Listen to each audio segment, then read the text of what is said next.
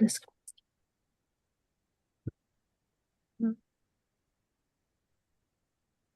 Good morning, everyone. Get others admitted here. All right, good morning. We are up. My dogs are joining me now that I started talking. We are the June 16th, 2026 Michigan PR group meeting, and we've got a roundtable meeting today if my dogs will let me join everybody. So, how's everybody doing today? Everybody got summer reading going?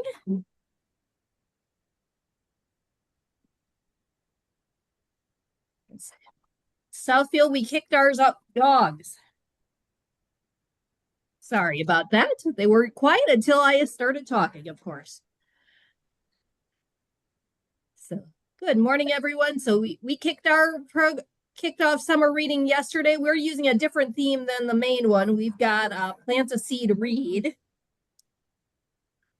But we started off yesterday with our seed library outside and bounce houses, putt-putt golf, and had blast and perfect weather, which you can't predict. So thankful for that. How's everybody else doing for summer reading and everything else?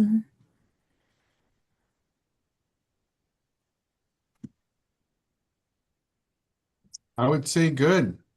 We started June 6th in Tecumseh. The weather was very questionable, and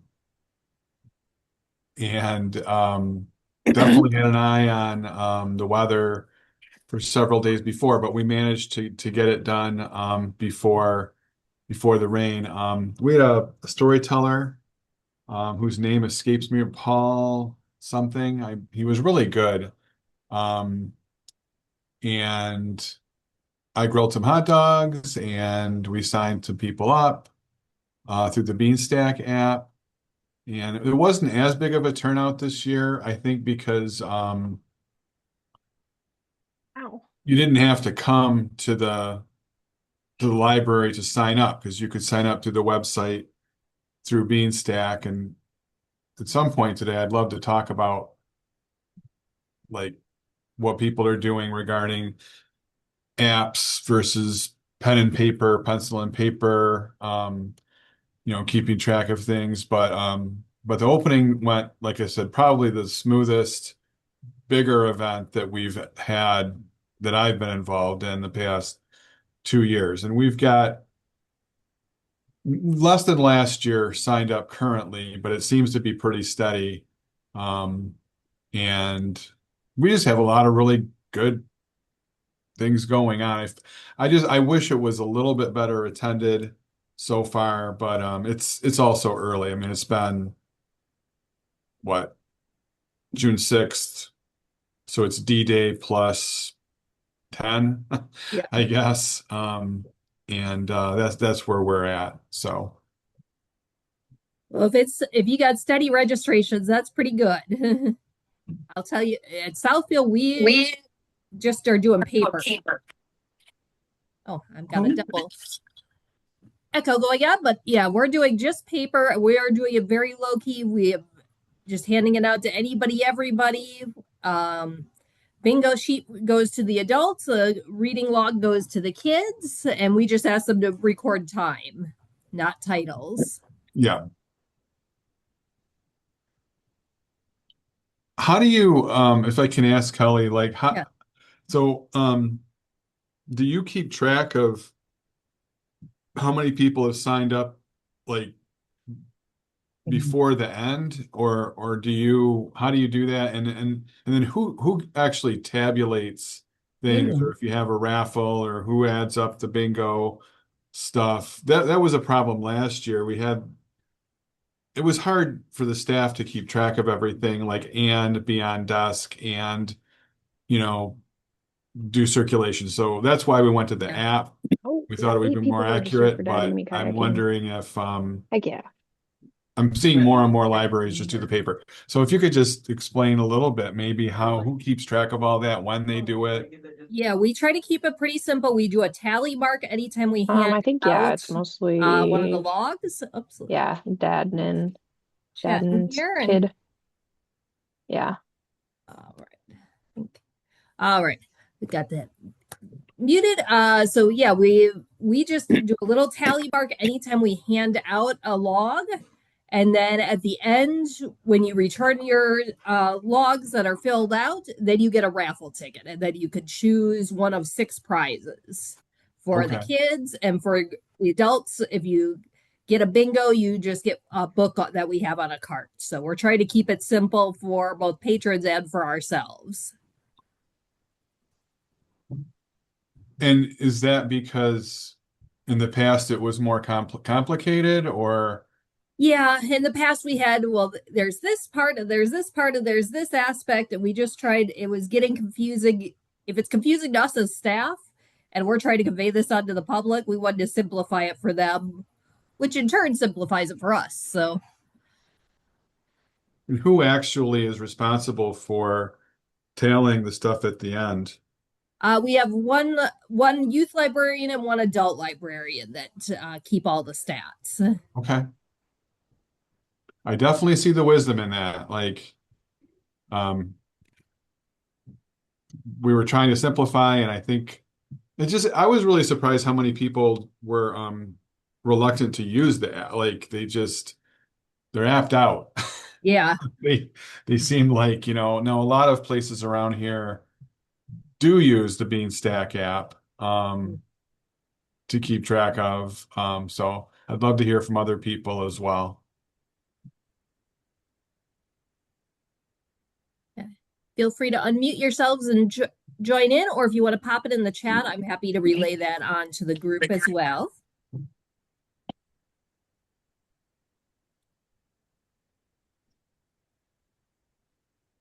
So Victoria, what do you guys do at West Bloomfield? Yeah, I was just gonna say we use the Beanstack app. We have a print log that's available for people who request it, but most of the time we don't see requests for that. A lot of people do use the app here. Where's she from? Oh, Eaton. And then we've had 2 kickoff events. Our youth kickoff event was on June 6th as well. That went over really well with the community. And we had our young adult kickoff event after the library closed on Friday last week. And that also went over really well. So it's a high engagement this year. And we are trying to keep up the energy. I'm doing an e-newsletter every week to people participating in summer reading, which is our first time trying that out. Oh, cool. Yeah, it's going to be a bit of manual labor to port that email list over week. Beanstack doesn't make everything easy in that way, but I think it's a good way to keep people engaged and keep sharing information with our target market group for all the things that we're continuing to do throughout the summer. Like we just switched out the toys in their youth area for dinosaur themed toys. We're all in on this dinosaur theme. So that's something that's going to be of more interest to people signed up for summer reading and other audiences too. So just different avenues for that sort of information. Cool. And then I have a goal of doing one short form video to our social media a week. We'll see. That is an ambitious goal. So oh, midnight.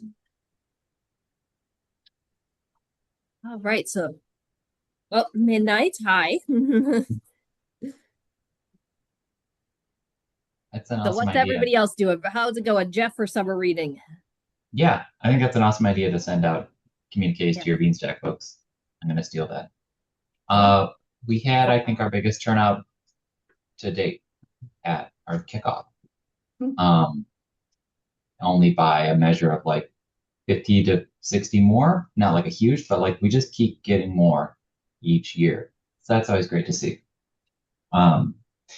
Definitely had the dinosaur costumes going around the building. Everyone loved the library ice cream flavor. We love kickoff day. We just take over the entire building. We have a teen activity area, an adult activity area, and then the courtyard is just giant lawn games. So Uh, so cool. And so cool to see a lot of adults sign up this year. Um, so that's about it. We have a concert tomorrow night. It's going to be indoors, which is boring. We wanted to do it outside. I don't think the weather's going to cooperate. Um, that's it for me for now. I have more later. How about everybody else? I'm dying.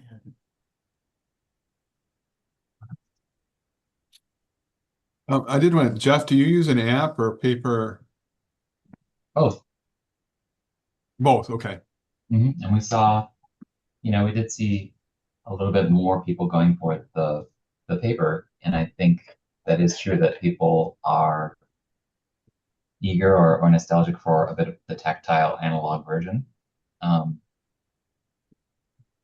I think that's cool. Yeah. Okay. Thank you.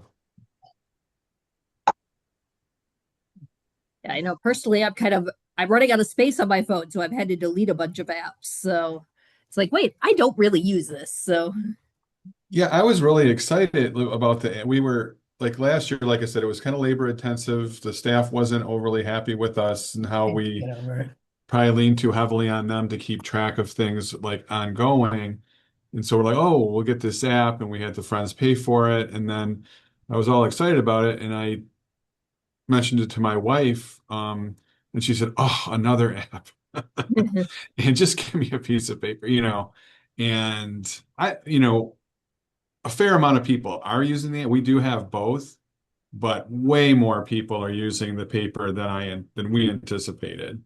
And what's going to happen is those are going to be turned in probably very close to our closing, to our finale, and then someone's going to have to keep track of all these raffle tickets. So it's like Just keep track. you're just kind of if you're trying to save the staff from having to do extra work, that's going to be, and then you wonder how accurate it will be. And um and I'm not like being, I don't feel, and this isn't like the actual D-Day, June 6th. The stakes aren't that high, but is it worth the money for the app, even though it is flashy and has some really cool features on it, if people really don't want it? What I'm trying to find Uh, out. Barbara popped in that Hastings offers both the Bean Stack and the paper logs, and they have parents that use the paper logs for their kids, but also still use the app. So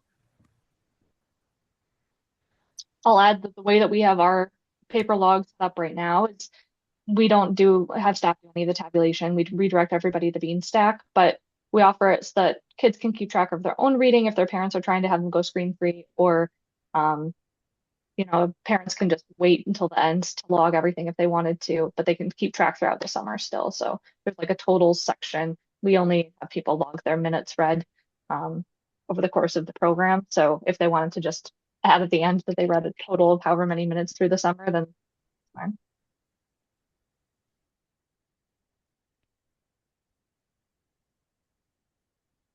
And Raina from Eaton Rapids posted that they use both the paper and the bean stack, and they've seen quite a few people using paper logs. They had a crosswalk painting activity on June 6th during their town community market. Ooh, that sounds like a really cool one. And now I gotta scroll back down. I lost my place. And then they're doing the Unearth a Story theme, and they did dinosaur footprints with a foliage background. Oh, and there's a picture in the chat there for everybody to look at. That is really cool. Is that like semi-permanent paint? Does that stay up for a while, or does it disappear at the first rain?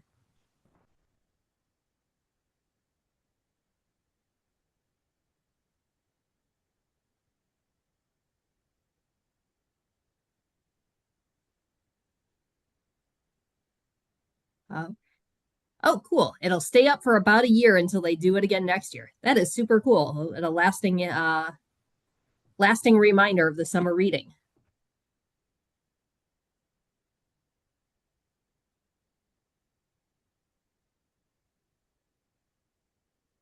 I'm curious the type of paint you use for that, if you could share that.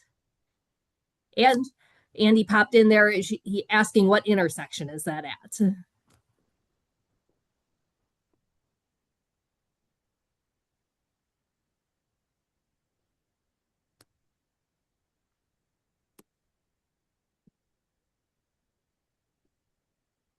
It's on Hamlin Street and Hall Street, and it's exterior paint. Okay, so just the cars driving over do wear it off with time then. That's cool. And people walking in the crosswalk too, of course. I wonder how many kids are trying to get their feet in the dinosaur footprints. I could see that being a cool little video there.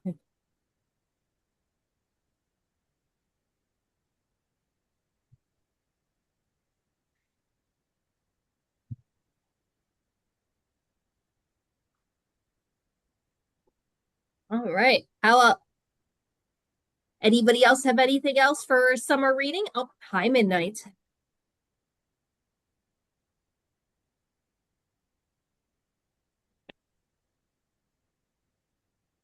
We in Sparta use Read Squared.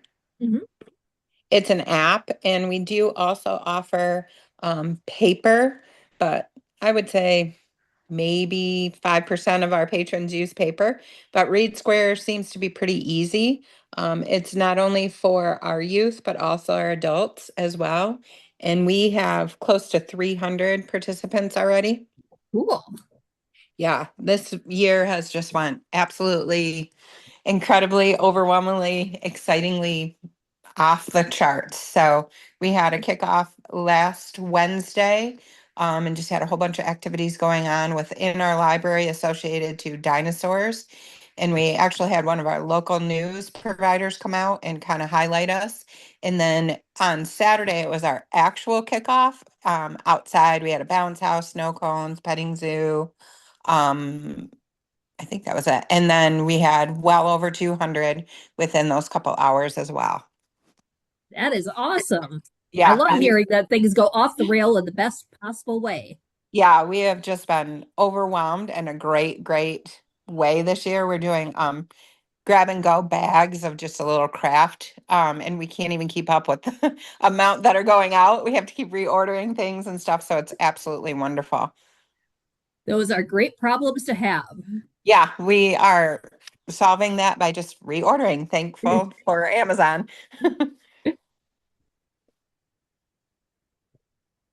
And hopefully their speedy delivery comes on through. Literally, yeah, yeah. We've had great attendance. Yesterday we had a Lego challenge. I would say there's probably 20, 25 people there. And that's big for us in Sparta. So we have that tonight. We have one of our local pottery um, establishments are coming. They're bringing these little dinosaur creatures that she's going to read a story. Then they're going to be able to paint the pottery.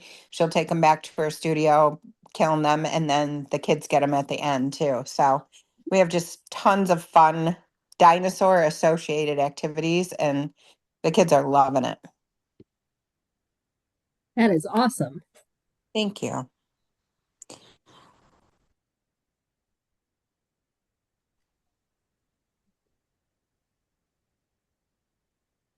Oh. All right, Jeff, earlier you mentioned you had some other things as well. Want to jump topics and go on to those? Um, I'll think of something. No, Okay. this is just funny because um, this is a shameless plug, but I'm doing an MLA webinar tomorrow. If anyone's bored. Woohoo! Um, Please put it in the chat and will do. Will do once I find a link for it. I'll share it out with the group, encourage all of us to come. Yeah. So you got a long day tomorrow. You've got a webinar in the morning and a concert at night. Yeah, I know. I have to drive my dad to the dealership in the morning, and the concert will go till 9 p.m. Be a wild time.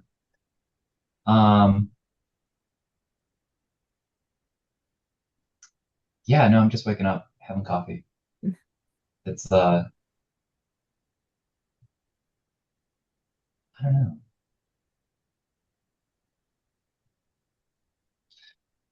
We're also Um, supposed to have a big concert. Well, we are having the big concert tomorrow night. It's just whether it'll be, inside or outside to be determined about noon mhm. tomorrow. But yeah, weather is not looking favorable at the moment. I feel like I just saw your dragon on social media. Oh, cool. I don't know who posted it, but always good to see library spaces Yep. being showed off. Yep. And I don't know if anybody saw one of our youth librarians, Shari Fesca, was on Fox 2 Lit News with Sydney this past Saturday. Well, that's awesome. Yeah. We were on there 2 weeks ago. It's a cool thing. Everyone should like reach out to Sydney. Yes. Sydney is wonderful to work with too. So Sydney Little, Yeah. if anybody's in Metro Detroit. Oh yeah. Oh man. I was on WDIV recently and the news anchors were talking about I was there to talk about some reading and their whole bit was like, do kids even read anymore? So and they were, they're not just hamming it up. I think we can't underestimate that there's so many people out there who think no one reads anymore, think no one goes to the library anymore. So just as a refresher for your messaging, don't ever hesitate to hammer that stuff home, even if you feel like you're stating the obvious. Because it's not obvious to people. That's why what benefits one of us benefits us all, Right. Because yes, use Southfield, use your local library, just use a library. Your tax dollars Absolutely. pay for us, so utilize it. I'll never forget. So, just to give you an extent to how gently and thoroughly we as marketers have to continue educating our followers. I was talking to someone at the radio station and I used the phrase youth librarian. I was like, one of our youth librarians. And they're like, what do they let teenagers be librarians? It's like, as a kid? Yeah, And he was, there's and he was since I serious. yeah, since I switched over from teaching high school to being a librarian a couple of years ago. I mean, one of the first things my brother-in-law said, and he's a really nice guy, well educated, but I mentioned that I didn't have a master's in library science, and I was a little concerned about that, and so I was going to try to do as much training as I could. And he said, "What kind of training does a librarian need?" I mean, what are you doing? You're in there reading, you're checking in books. What's Sure. and I wasn't far enough along to be able to educate him, but that just kind of goes to your point about the myths, because there's a lot. Mhm. Frankly, it's a different, like teaching, obviously you need an education in different things, but I've found that I've used every inch of all of my training as a teacher and then some in this job. Like and you're doing with the marketing and with what works doesn't work, and trying to trying to get kids to come here who don't have to come here as a teen librarian. Um, and I will say, and I don't know this all the statistics right now, but I don't remember a lot of my friends sitting around like in the late 80s with their free time reading books. Like some did. But this idea that back in the before phones, everybody was highly literate and was constantly reading the classics, and that I think that's a myth. I know when I first started teaching, it was really hard to get people to even bring a book to class to read. And towards the end of my career, actually, we had changed the culture at my school, and quite a few kids were reading, and you'd see kids in the hallway with books, for pleasure reading and stuff like that. So there's just, yeah, there's a lot of myths around reading and literacy and test scores, and um, people believe what they want to believe. So it is kind of up to us to, you know, maybe calm that down. I mean, I don't want to gaslight. There is a literacy problem in this country, but this idea that it was so much better 40 years ago or 25 years ago, I don't see it. I didn't see it. So I think we're addressing it now as aggressively as it's ever been addressed, that I can tell. So sorry for my speech, but trying to support Jeff. It's a good Yeah. speech. Yeah. And it is. We need to state the obvious, as Jeff said, and and there's the beauty of this is we're always seeing new kids in and new generations, and you know, I do think we read there is a literacy problem, and we got to keep it's one of those. That's why we got to state the obvious again and again because we are addressing it. But I love how you said through your efforts and your colleagues' efforts, you changed that in high school. And so we can do it. Shows put some effort behind it. It can be done, and we Yeah, can and do I that for just two library. other quick things. My dad has a doctorate in education, and he is very proud of the fact that I don't that he's basically never read anything beyond middle school. Like I think he read a short story to build a fire, and other than that, the only thing he ever read was things that were assigned to him. And uh, you know, you have articles like that also come out from college professors, that their students can't read. Um, that's a pretty recent thing. It was just posted on the thing that Kathy Lancaster sends out, her newsletter. And again, I did briefly teach in college. I mean, there were kids who walked in there or adults who were way behind where they should have been. I'm not gonna lie. I mean, it was true, but I just people have very selective memories regarding what school used to be and what you know. I just don't remember my friends. I don't remember sitting around with my friends at McDonald's discussing like the Scarlet Letter, like when I was in high school. Like I just don't remember with most of my friends. I'll put it that way.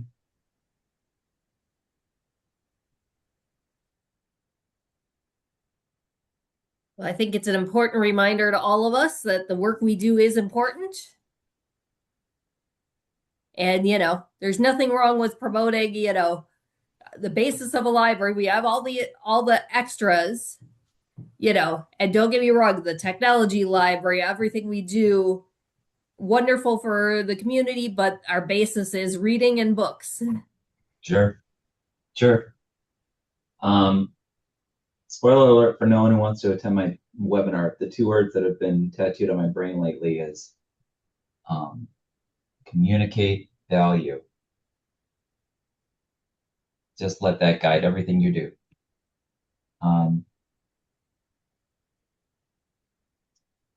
Let them know how special we are. Let them know how much bang they get for their buck for a library card. Goodness gracious. Let That them they know about the do. magic. You don't get the magic of the programs without the staff. I'm on my soapbox. I'm just practicing for tomorrow.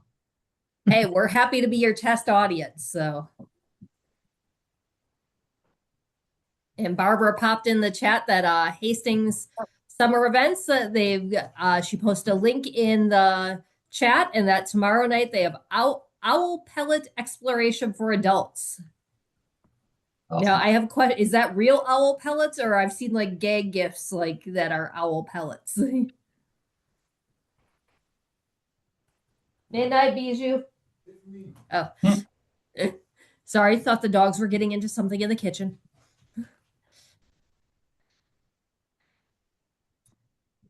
All right. It is tearing apart real owl poop. Nice. I like it. Something I would have never thought of at a library, but it works. And it is definitely unearthing, so goes with the theme. And Andy popped in the chat for Raina. How'd the movie night go? He can't remember if it's happened quite yet or not.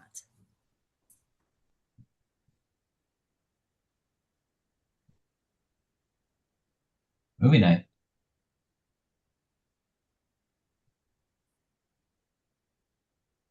We just had a movie night. She said it went well. They gave out almost all of their glow sticks. Woohoo! Great. Great, great, great.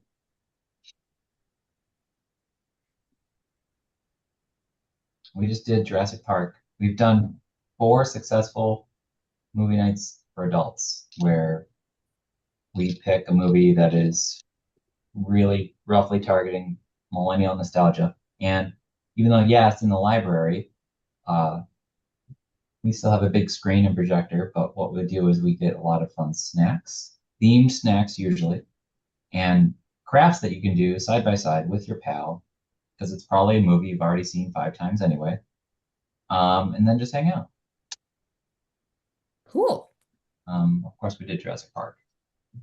That does fit very well with the summer theme. Yeah, or Indiana Jones would have also worked, because I know CSLP is like, obviously it's not all dinosaurs. You can unearth things. You can be an archaeologist. Yep. You could do owl pellets, so. Right. When you guys show movies,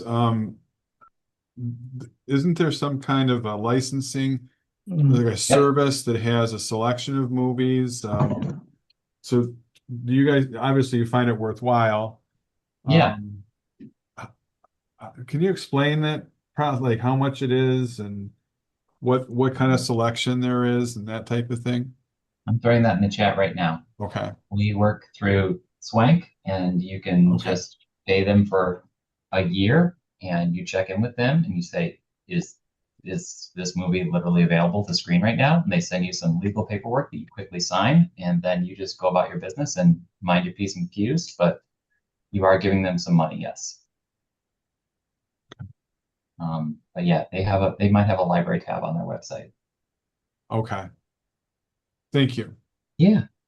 We had talked about it before. There's a it's called the Tecumseh Center for the Arts that's near us, really near us, and they show movies, I think weekly. And we kind of felt like much of the audience who goes to that would be our primary audience here. And so we've kind of gone back and forth about the cost and whether people want to sit in folding chairs, in the basement to watch these things. And so how much do you know how much your subscription is, Jeff, or Raina? Like but what I would just tell you is not cheap, but also not gougingly jaw-dropping. Okay. Like less than $1,000? No, it might be in that territory. Okay. For a year, and you can show, up to 12 movies, I think. Okay. So it depends on the package probably too. Yep. Okay. Yep. All right. I'll look it up. Thank you. Yeah. I know the unlimited one, Barbara said that Hastings pays for Swank and MPLC. In Southfield, I think you got to know your community. We just had no luck showing movies. So we actually have dropped our license. Ours for unlimited was about $1,600 a year. Okay.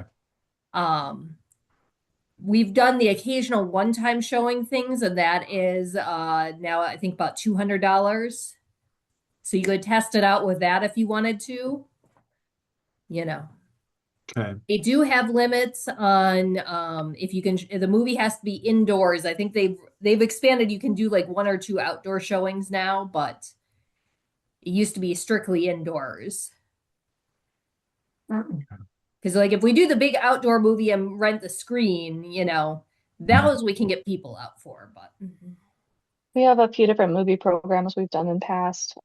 We do a regular film discussion group where we bring a presenter in. She's got kind of a cult following locally, so that largely markets itself. But people watch the film and then they come together for a discussion.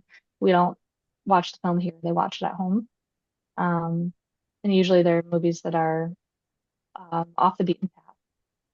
And then we have lately we've been starting to incorporate, we have a romance book club and they have requested to do movie nights. So we have started to do a couple of those as special events, sort of one-offs of the romance book club where they are encouraged to read the book and then watch the movie all together. And so we do show those movies here with the licensing. And then we also do we've done some children's movie programs in the past with licensing for those. And those bring out the largest crowd, especially if it's a timely film that you can have some fun craft tie-ins or shticks with. I've seen other libraries will do like, have kids watch it from a cardboard box, like a drive-in, Yeah, make their car up. that's great. That's a little more than we can typically pull off for the crowd that we tend to bring in here, but I think that's a fun concept. And Barbara you. popped in that in Hastings, they have a weekly movie group that's been going strong for 15 plus years. And they That's also awesome. do youth events and Earth Day. I love when, you have that ongoing thing that works for you. And I love the idea of making it, a little different than watching it at home by, making a drive-in movie with cardboard boxes for the kids or, the theme snacks. Just something to make it slightly more, make it a little different than what you could just do at home. Make it an experience.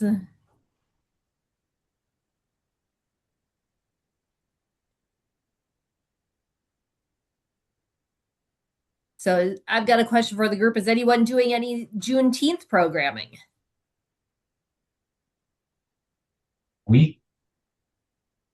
Nothing before or after, but we close for the day of. The city of Ferndale does big stuff, and we're just in the middle of it all. So we'd kind of be competing anyway. Oh, If anyone else out there is, love to hear. yeah. Southfield, that we do a lot for it. So I'll give you what we're doing. We've got this upcoming Saturday. We've got our big Juneteenth open mic celebration where you can sign up to do a rap, poetry, sing a song, whatever your heart's content. And then we also have a DJ that helps to coordinate it all and plays between acts. We've got a couple genealogy type programs. Our family research forum is going to be focused on African American history for this month. And then we had author Jean Alicia Elster out last week. She talks about the book she's written and how she used oral histories from her family to write them and tips to get oral histories. So those are our takes on it. We've always got Juneteenth programming going on in Southfield. Awesome. Is anyone else open that day or close that day? Anybody else in the room here? We're open and we do have a storytime event. Years ago, we'd asked the community what they wanted from us, and they wanted us to stay open and do programming relevant to the day. So we have in past years participated in a large community-wide event. We're participating again, but they moved it. Our parks department is currently undergoing renovation. There are neighbors here. So we had to move the location this year. And because of the location, we're not as involved. We're not hosting. So that changes things a little bit. We are closed in Tecumseh on Juneteenth. We don't have that I see a lot of things specifically for Juneteenth. We've been kind of spreading out like our America 250 stuff, and there's been a couple of programs that have addressed that the era, that like the late 19th century. But there's not a lot of specific Juneteenth programming that I see.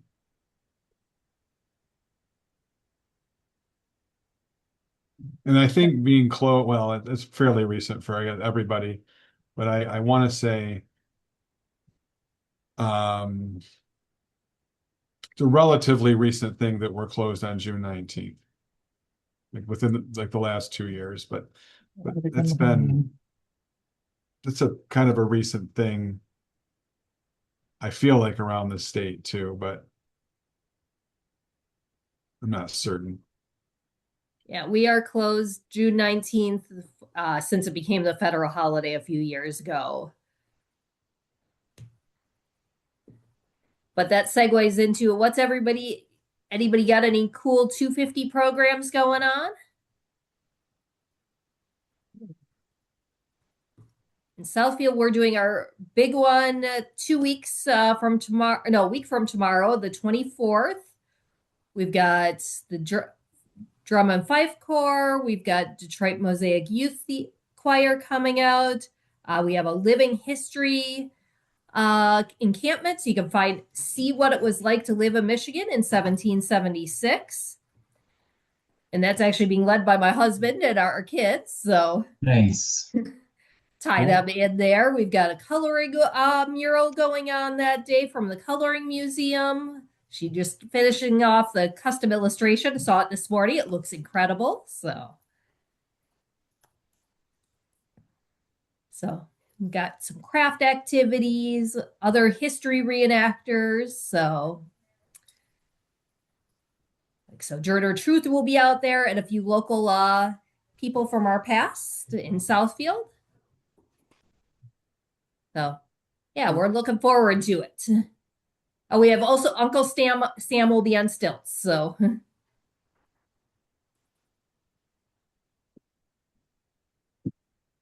what does everybody else have going on for 250? Much. We're kind of low key there. Not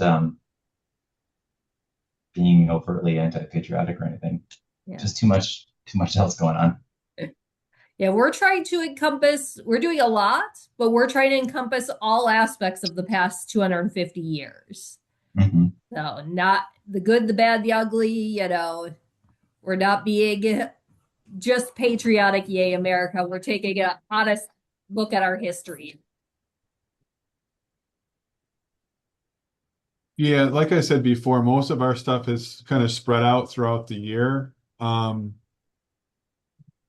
Almost everything in July and kind of going forward is geared, as I'm looking at the calendar, is geared towards a lot of it's geared towards summer reading for all ages.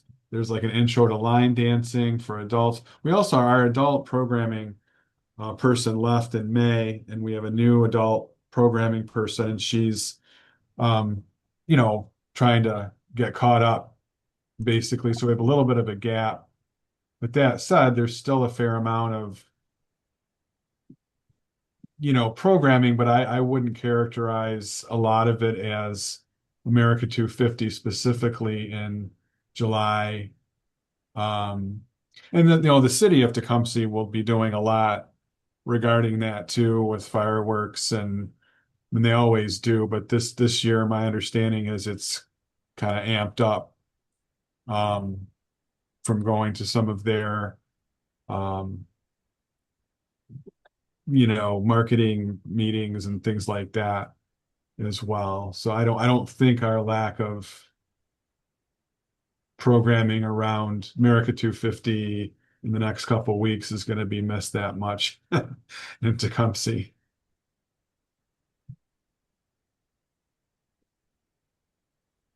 But I love the idea of what you're doing in Southfield. I think that's fantastic.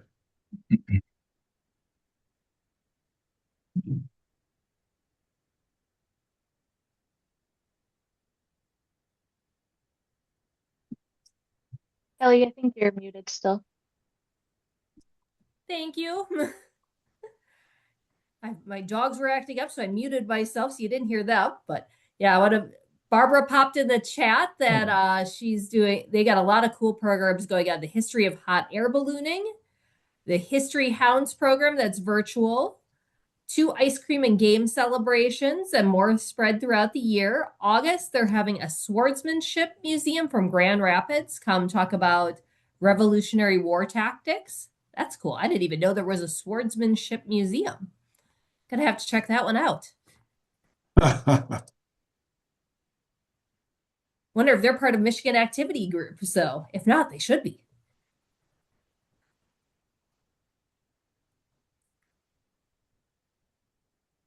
All right. Anyone else have anything else for the group today?